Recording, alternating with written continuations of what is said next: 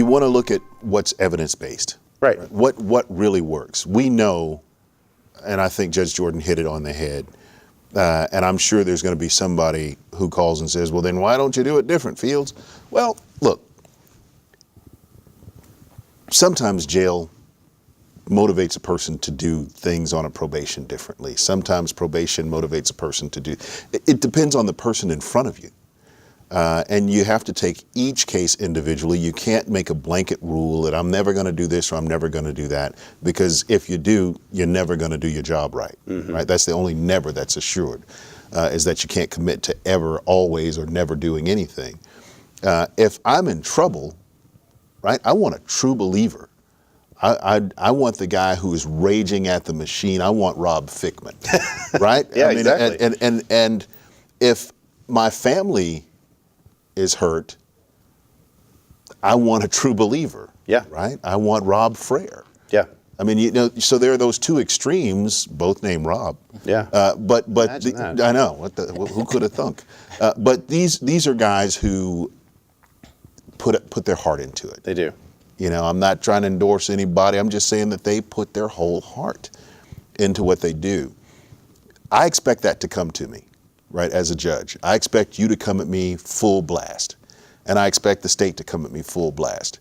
And they should expect me to be the judge, make a decision. I feel like if, you know, as they say, if nobody's happy at the end of the proceeding, then probably the right thing occurred, right? Because in a negotiation, no one's going to be 100% happy. When we talk about bail reform, just going back to that, I think we have to keep that in mind. Nobody's going to walk away from this thing Right. 100% happy. But we got to get our system moving and running in a reasonable and rational way. I think Commissioner Ellis said it best in that commissioner's court meeting that we spoke at. You know, Judge, you don't want things to go back to the way they were. No, but a semblance of normalcy is necessary. That's going to be hard to do when we're probably not going to have a courthouse till after 2020. Yeah, and look, so just so the issue is out on the table, what we're talking about here is, say me and Judge Fields both get arrested, charged with the exact same crime, the exact same criminal history, and I given a $5,000 bond, he's given a $5,000 bond, I have money, then I go home. Judge Fields doesn't have money, and he's left in jail. That's what we're talking about.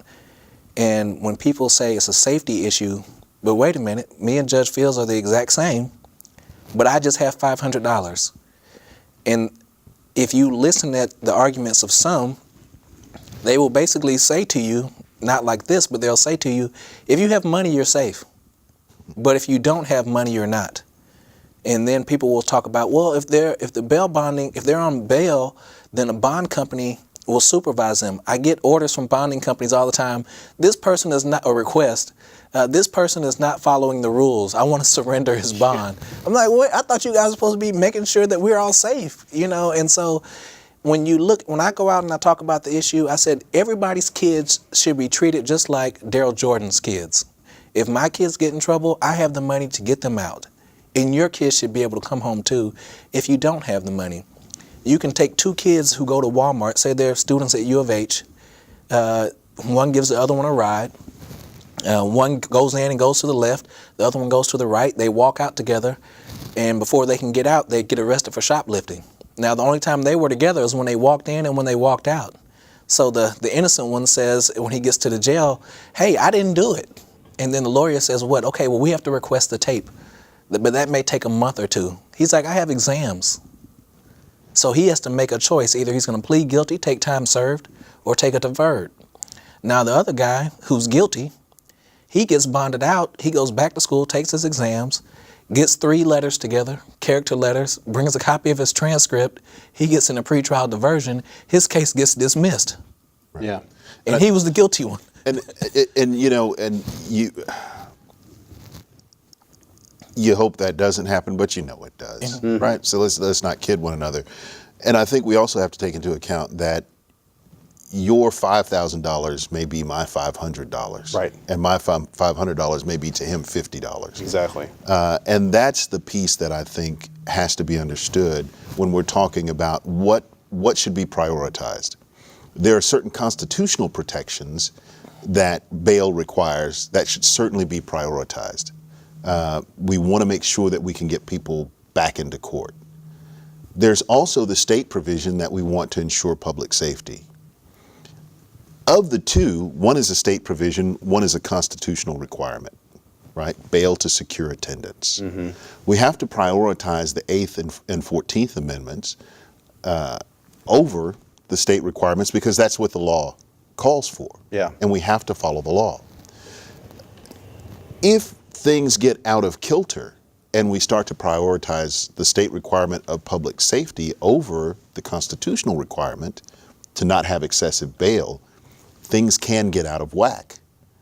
And so we have to balance that. Now, when you add in the fact that your 50 may be what I think about 500, and you may be walking around with a few stacks in your pocket, and so it's nothing to you to post a $5,000 bond. Right. That's where equal protection comes in. We have to level that playing field so that everybody's money, while it's not equal, is the same. And for some people, nothing is the same as $5,000. Right. Because they don't have anything. Yeah, just like when you started off talking about your client in federal court. Mm-hmm. You said he signed a PR bond and went home. Right. For stealing $5,000, or allegedly $5,000 fraud. He pled guilty. Oh, okay. It's not alleged. Okay. It's not alleged. He pled. All right, and so you may be talking in our courts. You may be talking about somebody who took 2 or 3 cans of Similac. Yeah. And then they're sitting there trapped in jail. And so, and there's some problems with the order as it is right now. People getting arrested and getting back out, getting arrested, getting back out. But it's up to us as judges. It's our responsibility to get in the room and fix it.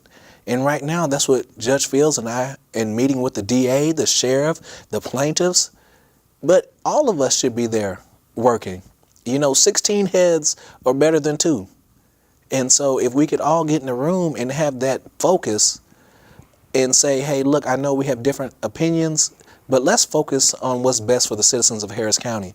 Because right now, what I fear is one day something bad may happen, and then 2 is that Harris County is going to go down in history as in 2018 fighting to maintain a system that has been found to be discriminatory by Judge Rosenthal and the Fifth Circuit. Yeah. Now, how can we be to the right of the Fifth Circuit?